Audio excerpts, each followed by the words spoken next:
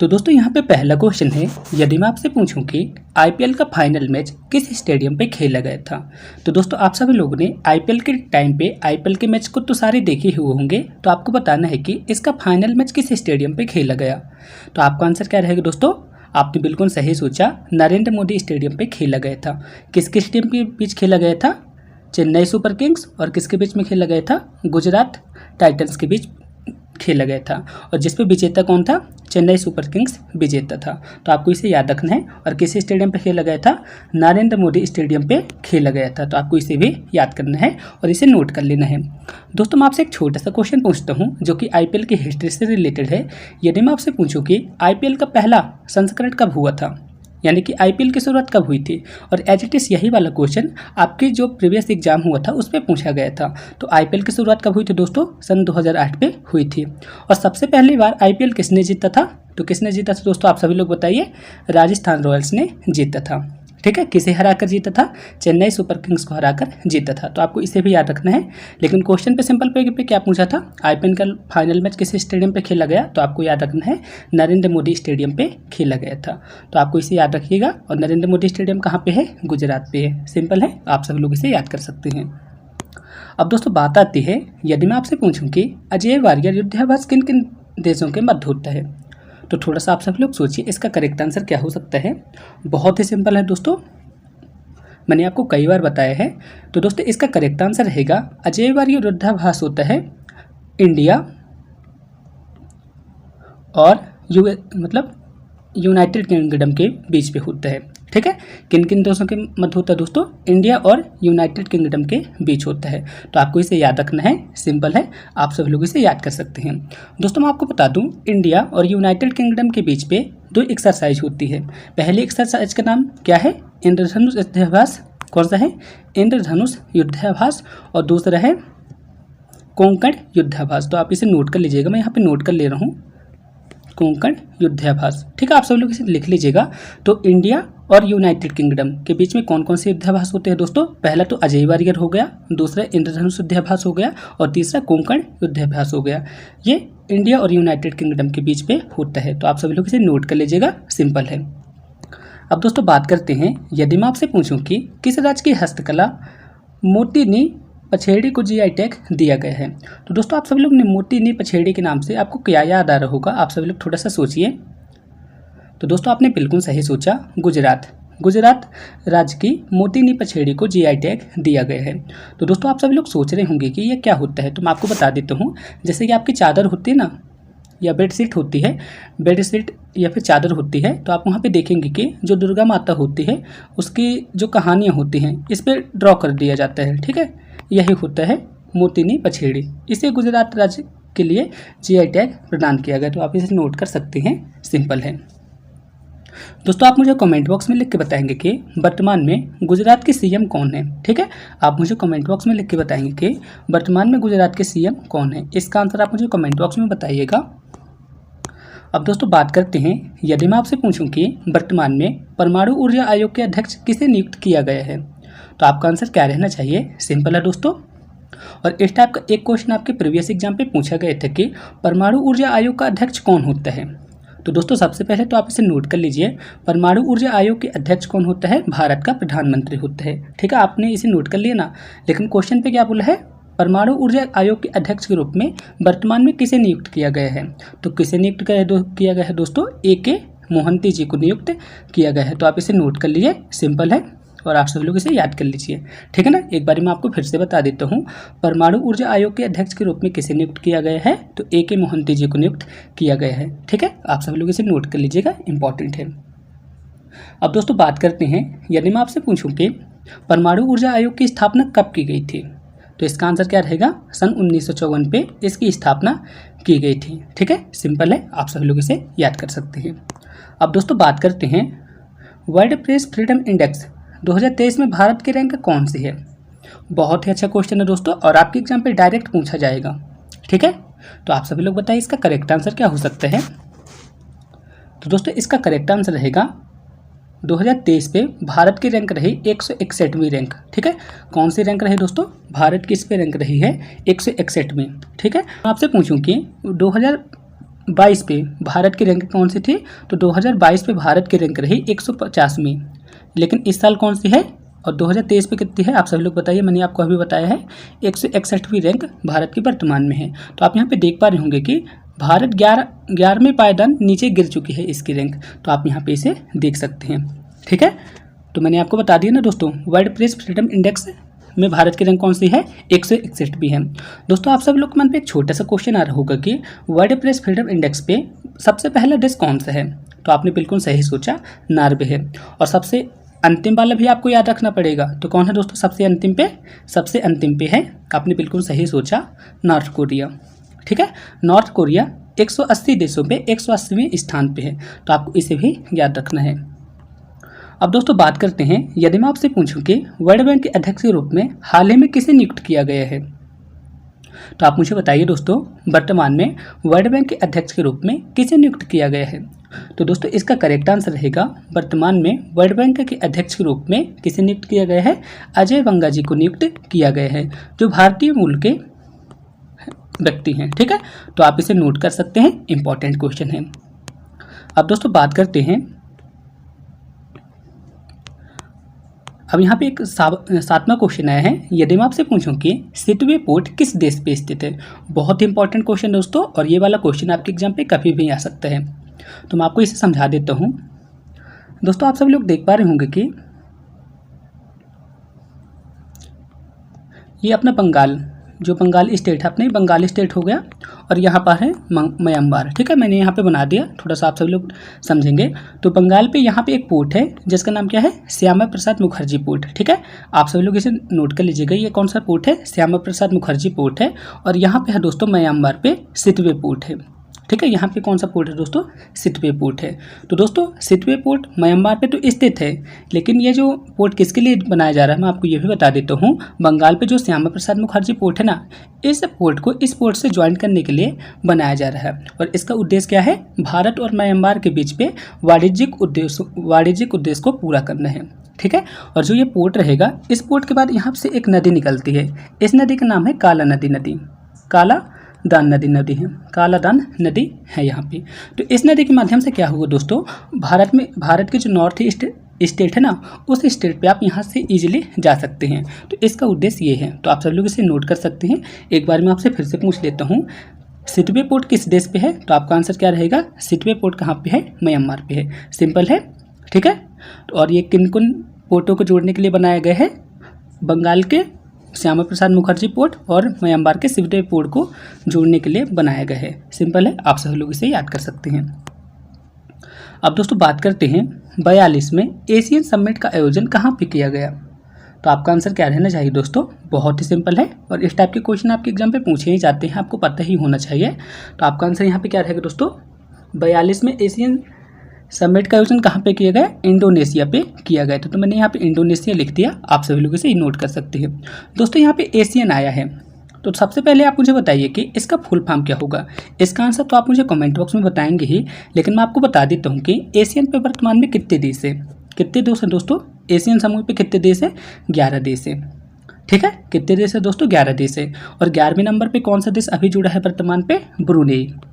कौन सा देश जुड़ा है दोस्तों? ब्रुनेई देश जो है तो वर्तमान पे जुड़ा है। अब दोस्तों आप सब लोग सोच रहे होंगे कि यहाँ पे 10 देश कौन से हैं? ब्रुनेई को तो आपने बता दिया, लेकिन 10 देश कौन से हैं? तो मैं आपको इसे सिंपल वे पे समझा देता हूँ। सबसे पहले आता है लाओस। ठीक है दोस्तों, यहाँ पे मैं शॉर्ट फॉर्म पे लिखूंगा तो आप सभी लोग समझ जाइएगा। सबसे पहले हम यहाँ पे हो गया लाओस, यानी कि इंडिया के जितने भी दक्षिण पूर्वी देश है ना, सारे एशियन कंट्री पे आते हैं। आप सभी लोग सिंपली ऐसे भी याद कर सकते हैं, लेकिन मैं आपको बता देता हूँ। सबसे पहले लाओस हो गया, इसके बाद कंबोडिया हो गया, मैं यहाँ पे लिख दे रहा हूँ, शॉर्ट पे लिखूंगा दोस्तों, आप सभी लोग समझ जाइएगा। कंबोडिया हो गया, दूसरे नंबर पर क्या हो गया? म्यांमार हो गया। ठीक है, ये तीसरे नंबर पर म्यांमार हो गया। इसके बाद चौथे नंबर पर फिलीपींस हो गया। इसके बाद क्या हो गया दोस्तों? सिंगापुर। आपने बिल्कुल सही सोचा, सिंगापुर हो गया। इसके बाद थाईलैंड हो गया। इसके बाद क्या होगा दोस्तों? वियतनाम हो गया।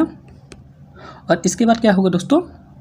कंबोडिया को तो मैंने बता दिया। इसके बाद हो गया इंडोनेशिया, और एक और छूट रहा है, उसका नाम क्या है दोस्तों? मलेशिया।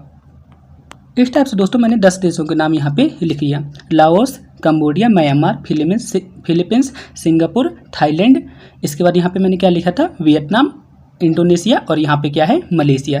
दोस्तों आपको एक क्वेश्चन नोट जरूर कर लेना है, यहाँ पे क्या बोला है, एशियन। यदि मैं आपसे पूछूं कि क्या भारत एशियन समूह का सदस्य है, तो आपका आंसर क्या रहना चाहिए, नहीं। ठीक है, यही इसका करेक्ट आंसर रहेगा। अब दोस्तों बात करते हैं राइट टू वॉक करने वाला भारत का पहला राज्य कौन सा है, तो आपका आंसर यहाँ पे क्या रहना चाहिए, तो इसका करेक्ट आंसर रहेगा दोस्तों, राइट टू वॉक लागू करने वाला भारत का पहला राज्य है पंजाब। ठीक है, कौन सा राज्य दोस्तों, पंजाब। तो आप सभी लोग तो इसे याद कर सकते हैं ना, सिंपल है। दोस्तों आप मुझे कमेंट बॉक्स में सिर्फ ये लिख के बता दीजिएगा कि वर्तमान में पंजाब राज्य के सीएम कौन है और यहाँ के गवर्नर कौन है। इसका आंसर आप मुझे कमेंट बॉक्स में लिख के जरूर बताइएगा, इंपॉर्टेंट क्वेश्चन है और कभी भी आ सकता है। अब दोस्तों बात करते हैं, यदि मैं आपसे पूछूं कि छठवां हिंद महासागर सम्मेलन का आयोजन कहाँ पे किया गया था, तो आपका आंसर क्या रहना चाहिए दोस्तों, बहुत ही सिंपल है। आप सभी लोग थोड़ा सा भी दिमाग लगाएंगे ना तो इस क्वेश्चन का आंसर सॉल्व कर देंगे। तो इसका आंसर क्या रहेगा दोस्तों, छठवें हिंद महासागर सम्मेलन का आयोजन कहाँ पे किया गया, तो आपने बिल्कुल सही सोचा, ढाका पे आयोजित किया गया था। तो आप ठीक है, ढाका यहाँ पे इसका करेक्ट आंसर रहेगा। अब दोस्तों बात करते हैं, यहाँ पे एक नेक्स्ट क्वेश्चन आया है, यहाँ पे क्या बोला है, बहुउद्देशीय गजपति सिंचाई परियोजना का संबंध किस राज्य से है। क्वेश्चन पे क्या बोला है, बहुउद्देशीय गजपति सिंचाई परियोजना का संबंध किस राज्य से है। तो आपका आंसर यहाँ पे क्या रहना चाहिए, आप सभी लोग थोड़ा सा सोचिए दोस्तों, बहुत इंपॉर्टेंट क्वेश्चन है और कई बार पूछा भी जा सकता है। तो इसका आंसर रहेगा दोस्तों, उड़ीसा राज्य से है।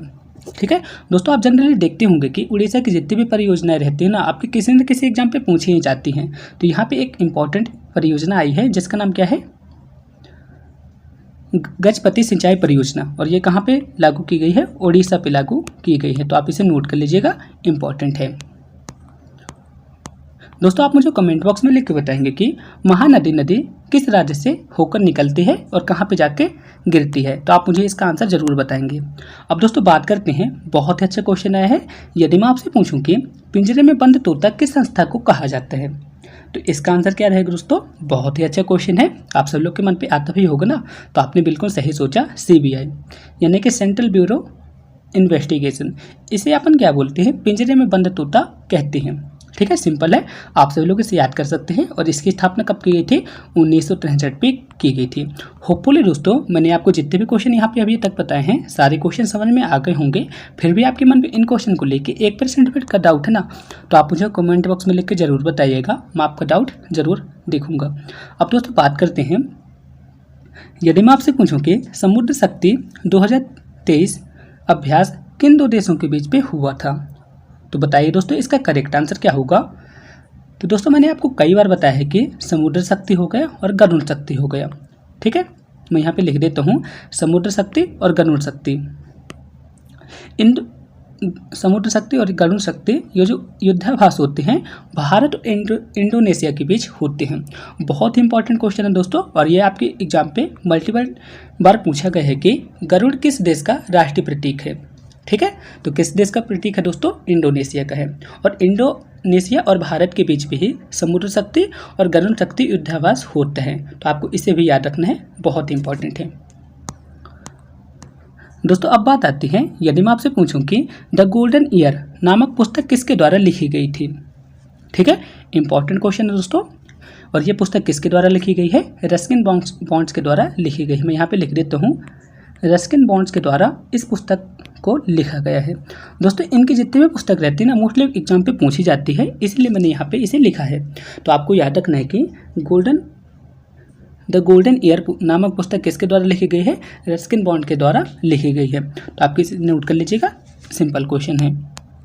अब दोस्तों बात करते हैं, यदि मैं आपसे पूछूं कि भारत के वर्तमान में कानून मंत्री कौन है, तो इसका आंसर क्या रहेगा दोस्तों, आप मुझे कमेंट बॉक्स में बताइए। इसके पहले कौन थे, किरण रिजिजू थे, तो आपको इसे इतना याद ही होगा ना। लेकिन वर्तमान में कौन है, लेकिन मैं आपको बता दूं, वर्तमान में अर्जुन मेघवाल जी हैं। मैं यहाँ पे लिख देता हूँ, आप इसे नोट कर लीजिएगा। वर्तमान में भारत के कानून मंत्री कौन है, अर्जुन मेघवाल जी हैं। ठीक है, सिंपल है ना, आप सब लोग इसे याद कर सकते हैं, बहुत ही सिंपल है। अब दोस्तों बात करते हैं, अब यहाँ पे क्या बोल रहा है, किस राज्य द्वारा मुख्यमंत्री सीखो कमाई योजना प्रारंभ की गई। तो आप सभी लोग को पता ही होगा, आप एमपी से हैं और आपको पता ही होगा कि ये किसके द्वारा लागू की गई है, मामा जी यानी कि शिवराज सिंह चौहान जी के द्वारा लागू की गई है। मुख्यमंत्री सीखो कमाओ योजना लागू की गई है। ठीक है, तो यहाँ पे किस स्टेट द्वारा लागू की गई है, एमपी यानी कि मध्य प्रदेश द्वारा लागू की गई है। दोस्तों एमपी की एक और स्कीम है जो आपके एग्जाम पे पूछी जाती है। यदि मैं आपसे पूछूं कि लाडली बहना योजना किस स्टेट पे लागू की गई, तो आपका आंसर क्या रहना चाहिए, लाडली बहना जो योजना है ना, किस स्टेट पे लागू की गई, मध्य प्रदेश पे ही लागू की गई। इसके द्वारा क्या होता है दोस्तों, जो महिलाएं रहती हैं उनको 1000 रुपये पर मंथ दिया जाता है। ठीक है, लाडली बहना योजना के तहत 1000 रुपये पर मंथ दिया जाता है। तो आप इसे नोट कर लीजिएगा, इंपॉर्टेंट है। लेकिन दोस्तों मैं यहाँ पे बात कर रहा था मुख्यमंत्री सीखो कमाओ योजना। ठीक है, ये किस स्टेट पे लागू की गई, मध्य प्रदेश पे लागू की गई। दोस्तों इसका संबंध किससे है मैं आपको ये भी बता देता हूँ। तो दोस्तों यदि आप 12th पास है और आपको जॉब नहीं मिल पा रही है ना, और आप कुछ स्किल को सीखना चाहते हैं, तो यहाँ पे आपको स्किल सीखने के दौरान आपको कुछ पैसा दिया जाएगा। जैसे कि यदि आप 12th पास हैं तो 12th पास के लिए यहाँ पे 8000 रुपये पर मंथ दिया जाएगा। ठीक है, सबसे पहले सिखाया जाएगा, फिर आपको 8000 रुपये पर मंथ दिया जाएगा। यदि आपने ITI किया है तो आपको यहाँ पे 8500 रुपये पर मंथ दिया जाएगा। ठीक है, यदि आप ग्रेजुएट हैं तो आपको यहाँ पे 9000 पर मंथ दिया जाएगा, और यदि आप पोस्ट ग्रेजुएट हैं तो आपको यहाँ पे 10000 पर मंथ दिया जाएगा। तो ये सीखो कमाओ योजना के तहत इतना रुपये आपको स्टिपेंड के तौर पे दिया जाएगा। तो आप इसे नोट कर सकते हैं। अब दोस्तों बात करते हैं चक्रवात प्रभावित म्यांमार की सहायता के लिए भारत ने कौन सा ऑपरेशन चलाया है। तो बताइए दोस्तों इसका करेक्ट आंसर क्या हो सकता है। बहुत ही अच्छा क्वेश्चन दोस्तों। जैसे यदि मैं आपसे पूछूं कि ऑपरेशन गंगा किसके लिए चलाया गया था, तो आपका आंसर क्या, आपके दिमाग में क्या आ रहा होगा, यूक्रेन पे अपने जितने भी इंडियन स्टूडेंट फंस गए थे ना, उनको लाने के लिए ऑपरेशन गंगा चलाया गया था। ठीक है, आपको तो याद ही होगा। तो आपको बताना है कि यहाँ पे क्या बोल रहे हैं, चक्रवात प्रभावित म्यांमार की सहायता के लिए भारत ने कौन सा ऑपरेशन चलाया है। तो सबसे पहले आप सभी लोग के मन पे यही क्वेश्चन आ रहा होगा कि म्यांमार में ऐसा कौन सा चक्रवात आया है। तो मैं आपको बता दूं दोस्तों, म्यांमार पे वर्तमान में एक चक्रवात आया है जिसका नाम है मोचो। ठीक है, का नाम है मोचो, चक्रवात का नाम है। तो आप इसे नोट कर लीजिए दोस्तों। एक बार मैं आपको फिर से लिख के बता देता हूँ, म्यांमार में कौन सा चक्रवात आया है, मोचा चक्रवात आया है। तो आप इसे नोट कर लीजिए, इंपॉर्टेंट है। अब दोस्तों बात करते हैं, मोचा चक्रवात से म्यांमार तो प्रभावित हो गया, लेकिन इसकी सहायता के लिए भारत ने कौन सा ऑपरेशन चलाया है, ऑपरेशन करुणा चलाया है। तो मैं यहाँ पे लिख देता हूँ, भारत ने कौन सा ऑपरेशन चलाया है, ऑपरेशन करुणा चलाया है। तो आप इसे नोट कर लीजिएगा, इंपॉर्टेंट है। अब दोस्तों बात करते हैं नए संसद भवन का डिजाइन किसने तैयार किया है। तो आपको बताना है कि नया संसद भवन का डिजाइन किसके द्वारा तैयार की गई थी। तो आपका आंसर यहाँ पे क्या रहना चाहिए, आप मुझे कमेंट बॉक्स में बताइए दोस्तों। तो दोस्तों आपने बिल्कुल सही सोचा, नए संसद भवन की डिजाइन किसके द्वारा तैयार की गई है, बिमल जी के द्वारा तैयार की गई है। ठीक है, किसके द्वारा तैयार की गई है, मैं यहाँ पे लिख देता हूँ, बिमल जी के द्वारा तैयार की गई है। इनका पूरा नाम मैं आपको बता देता हूँ। तो इनका नाम है दोस्तों बिमल सुतार जी। ठीक है, यहाँ पे मैंने आपको बता दिया, नए संसद भवन का डिजाइन किसके द्वारा तैयार की गई है, बिमल सुतार जी के द्वारा तैयार की गई है। दोस्तों आप सभी लोग सुतार से आपको याद आ रहा होगा कि जो गुजरात पे वल्लभ भाई पटेल जी की जो एक मूर्ति है, ठीक है, स्टैचू ऑफ यूनिटी उसे बोलते हैं, उसकी डिजाइन किसने की थी, तो आपको याद होगा राम सुतार जी ने की थी। लेकिन यहाँ पे नए संसद भवन की डिजाइन आई है, तो यहाँ पे इसकी डिजाइन किसने की है, बिमल सुतार जी ने की है। और बिमल सुतार जी को 2019 में पद्मश्री से भी नवाजा गया था। तो आप इसे नोट कर सकते हैं, आपके एग्जाम के लिए इंपॉर्टेंट है। अब दोस्तों आप सब लोग के मन पे एक क्वेश्चन आ रहा होगा, और ये वाला क्वेश्चन आपके एग्जाम पे कभी भी पूछा जा सकता है कि जो नया संसद भवन है इस पे राज्यसभा और लोकसभा की सीटें कितनी होंगी। तो दोस्तों मैं आपको सबसे पहले बता दूं, यहाँ पे लोकसभा की सीटें कितनी रहेगी, लोकसभा की यहाँ पे सीट रहेगी 888 और राज्यसभा की यहाँ पे सीट रहेगी 384। तो आप इसे नोट कर लीजिए, ये वाला एक क्वेश्चन आपके एग्जाम पे पूछा जा सकता है। एक क्वेश्चन और बनता है, नए संसद भवन पे कितने द्वार होंगे। तो मैं आपको बता दूं, नए संसद भवन पे 3 द्वार होंगे। पहला द्वार कौन सा है दोस्तों, पहला द्वार रहेगा ज्ञान द्वार, दूसरा रहेगा शांति द्वार, मैं यहाँ पे लिख दिया शांति द्वार रहेगा दोस्तों, और तीसरा द्वार का नाम क्या रहेगा, कर्म द्वार रहेगा। ठीक है, तो आप इसे नोट कर लीजिएगा, इस टाइप के एग्जाम पे भी क्वेश्चन पूछे जा सकते हैं। ठीक है, तो मैंने सारे क्वेश्चन आपको यहाँ पे बता दिए। अब दोस्तों बात करते हैं, यदि मैं आपसे पूछूं कि 49वां G7 शिखर सम्मेलन का आयोजन किस देश में किया गया था। तो थोड़ा सा आप सभी लोग सोचिए दोस्तों, इसका करेक्ट आंसर क्या हो सकता है। तो दोस्तों आपने बिल्कुल सही सोचा। 49वें शिखर सम्मेलन का आयोजन किस देश में किया गया था? जापान के हिरोशिमा में किया गया था। ठीक है, तो आप सभी लोग इसे नोट कर लीजिएगा दोस्तों, इसका करेक्ट आंसर क्या रहेगा। 49वें G7 शिखर सम्मेलन का आयोजन कहाँ पे किया गया? जापान के हिरोशिमा में किया गया। तो आप इसे नोट कर लीजिएगा, मैं यहाँ पे लिख देता हूँ, जापान के हिरोशिमा में किया गया। ठीक है दोस्तों, यदि आपको इसका PDF प्राप्त करना है तो आप मेरे टेलीग्राम ग्रुप पे चले जाइए, इसका PDF मैं आपको वहाँ पे अपलोड कर दूंगा। और इसके जितने भी आंसर हैं ना, तो हो सके तो आप सभी लोग इसे नोट कर लीजिएगा, या फिर आप मुझे कमेंट बॉक्स में बता दीजिएगा, तो मैं PDF पे सारे क्वेश्चन और सारे क्वेश्चन की डिटेल के साथ आपको आंसर वहाँ पे प्रोवाइड करा दूंगा। ठीक है, हो सके तो आप सभी लोग इसे लिख के ट्राई कीजिएगा, इससे आपको बहुत ज़्यादा बेनिफिट होगा और आपको लंबे समय तक याद रहेगा। अब दोस्तों बात करते हैं, यहाँ पे क्या बोला है, क्वाड शिखर सम्मेलन का आयोजन किस देश में किया गया? तो आपका आंसर क्या रहना चाहिए दोस्तों, आप सभी लोग मुझे बताइए। तो दोस्तों आपने बिल्कुल सही सोचा, क्वाड शिखर सम्मेलन का आयोजन किस देश पे किया गया? भारत पे किया गया। ठीक है, सिंपल है, आप सभी लोग इसे याद कर सकते हैं।